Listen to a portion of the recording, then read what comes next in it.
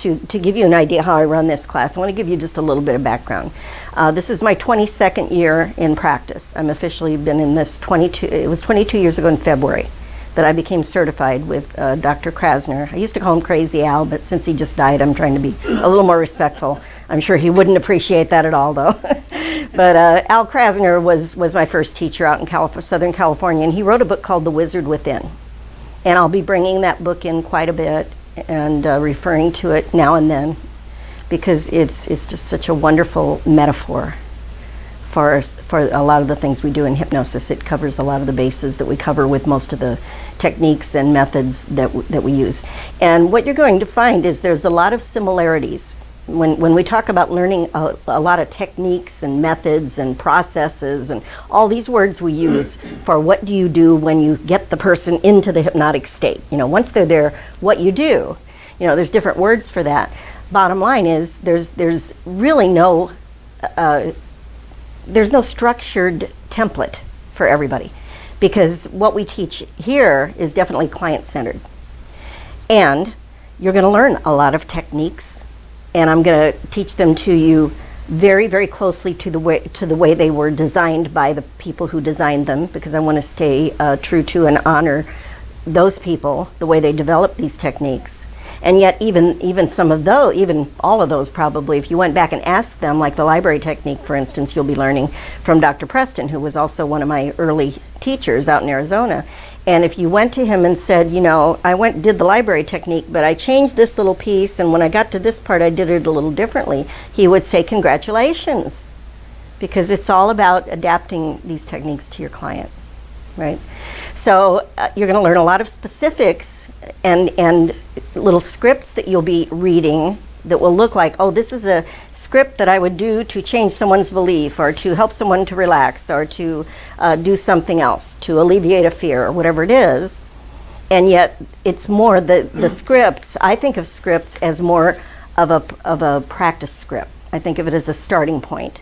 It's a training tool, to be even more accurate. It's a training tool, because I know some hypnotists that are trainers that don't like to use any scripts. And I know that when I started, that would have terrified me. It's like, well, what am I supposed to say? Because it really is all about what your language of hypnosis, which is a different language than the way we speak normally in the outside world. Although I think once we've been doing this a while, we kind of talk that way a little bit even out there. But there's a little bit of a different hat that we put on when we have a client sitting in front of us. And that's when all of those techniques and tools and methods and processes and language patterns and all the things you've learned in here and out in the world, hopefully beyond this room, because definitely encourage that they'll all be in your toolbox. And then when you get in front of your client and you connect, you do Reiki, so you know that connecting is the first thing, and get that rapport. And then you go and trust your creative unconscious to pull out what little piece of what you might need for that person based on what you're getting from them. So that's more of the style that we teach here. I do introduce some styles that are very, very not my style, and I do that because I want you to see what else is available in the universe of hypnosis.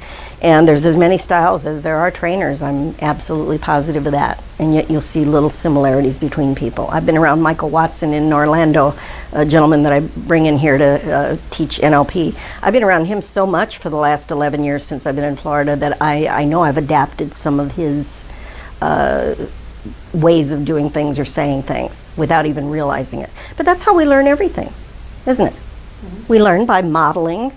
We learn by, we notice something someone else does, and maybe even just on an unconscious level, at some point later on in our life, it pops in our head that this is going to be the appropriate response, or the appropriate thing to say, or the way to say it for who you're communicating with. And you may not even remember who or where or how you saw or heard or found that. And it'll probably be adapted a little bit for your style anyway. So if you read a lot of hypnosis books, you'll see a lot of similarities. And the very basics are pretty much all the same, And for all the processes, you're going to learn all the techniques for each thing that are designed kind of to deal with certain personality things or certain conditions or whatever that you're going to learn. You'll also see how you can take practically, if not all of those, and adapt them for something that is different than what it was written down that it was for. Right. So that's the other thing. Everything is pretty well-rounded enough that you can take pieces of different things that you're going to learn and kind of put them all together for the person that you're working with. So I was just explaining a little bit about hypnosis and my theory behind scripts, that they're a starting point, and that they're a learning tool. I love using scripts, and I've had a lot of people come back to me to tell me, are we placed okay? He's videotaping. Wave the camera. We're going to make you do your introduction in a second here, but let me finish my thought. Basically, the scripts that you're going to be reading through for practice purposes are a way for you to practice, first of all, getting the some of the language patterns and some of the hypnotic patter, as we call it, into your mind, your brain, into your neurology, as they say.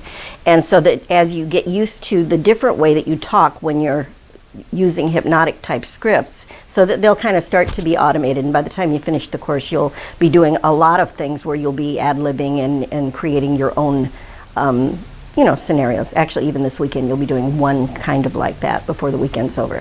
So just know that, and the goal, of course, ultimately is that when you get the client in front of you, you don't need these scripts anymore. But I still think they're great learning tools. Even after 22 years, I still love reading other people's scripts. They give me ideas. They get your creative juices going, right?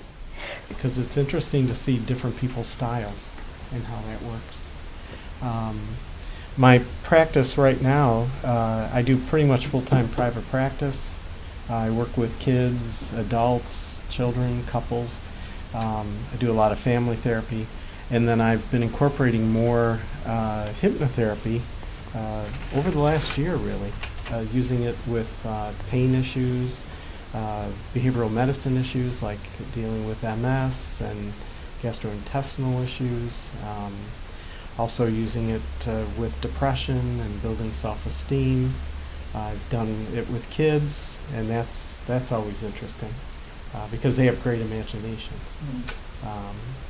And Patty and I actually, one of the other things I do is I'm adjunct faculty at Argosy, which is a clinical psychology doctoral program. Mm-hmm. So they have a PsyD doctorate. So I've been teaching there for about 8 years. And we've been talking it up, and they actually have become very interested. So they're actually this past fall, Patty and I did a presentation for their faculty and community psychologists and their students. And so they're going to, they've tried 3 times, and now they think they have the student base, so that this summer I'm going to start teaching in the doctoral program hypnotherapy. I have taught assessment and other therapies, and also teach about medicines and things like that. But this will be the first time that they're incorporating hypnotherapy on a doctoral level. And the hope is eventually move it into a track. I pretty much teach in the pediatric track, so I teach about working with kids and things. But it's possible they may move to that, and that's, Patty and I have talked about some different ventures that we can do with that. Yeah. And Patty and I, over this past year, have been working on a book that that we're still working on. In fact, you have some of the PowerPoint of what we're going to be presenting on at the IACT conference. Mm-hmm. What it really does is it takes clinical diagnostics from like the new DSM-5, which is a statistical manual that they have, that it's how they diagnose people. And what's interesting about this is that for many clinical hypnotherapists, if you're IACT certified, many people may not be a mental health clinician. And then the question is, well, what would the purpose be in understanding about diagnoses? Well, one of the things is oftentimes IACT therapists, as well as licensed clinicians, it becomes best practices when you network, and oftentimes you're required to network with the referring clinicians. So a physician might find out that you have an expertise in a certain area, being able to understand that language. You don't have to know how to diagnose, but understanding, that's what this diagnosis means. And what it does is, it actually gives you kernels of information that you unpack. And it helps you then understand what you might want to use the clinical hypnotherapy for in going to help create relief or assistance for somebody through hypnosis. So that's what our presentation is this at IACT, and actually you'll be getting some of it, so you'll have a chance to see how it Absolutely. works. Yeah, that's one of the things we're going to be using the next Mhm. few months until, well, from now on probably, but you'll be the first class to benefit from us bringing in some information that will add to what we've done previously in this class. And That's exciting. I think that's really exciting, yeah. And this is where I see the field of hypnotherapy really exploding now. It seems like within the last, I'd always seen it kind of, you know, going into the medical, but I haven't seen as many people really breaking some new ground and really taking it into that realm. The way that with Roy Hunter and Bruce Eimer getting together with that book that they had last year on regression work, you know, getting the world of psychology and the world of hypnotherapy together. That was a nice little groundbreaking thing, and there's more to come. And we're going to do that too.